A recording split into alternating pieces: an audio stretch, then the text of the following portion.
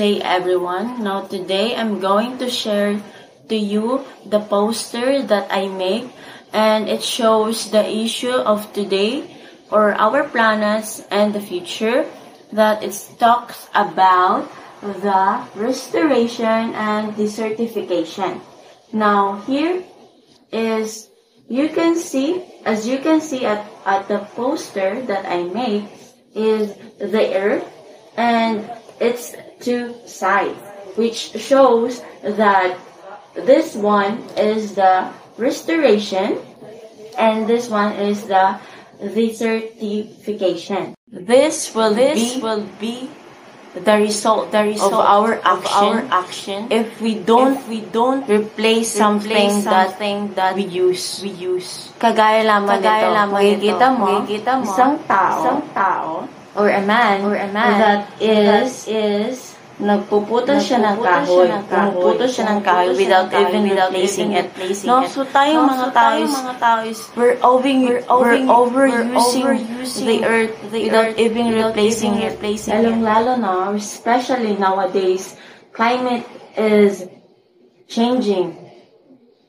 And we cannot prevent na mag-iiba-iba talaga ang klima ng panahon. So kapag ganito ang ating the land or the earth, saan tayo pupunta kapag ito ang mangyayari sa ating kalikasan?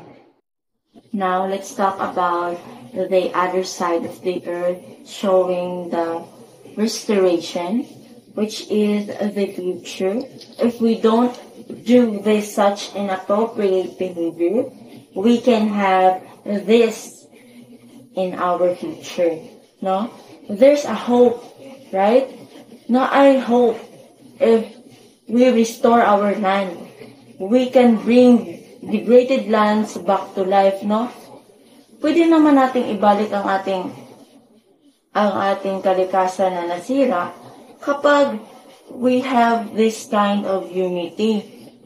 We can do such tree plantings or improving soil health, or we can use such water wisely, no? Gamitin natin sa tama ang tubig na ating ginagamit. And also we can adapting in sustainable farming methods that can also help restore our ecosystem, also improve our food security, and let's fight for poverty, no? Let's all remember that healthy land supports life. It feeds us, it benefited us, no?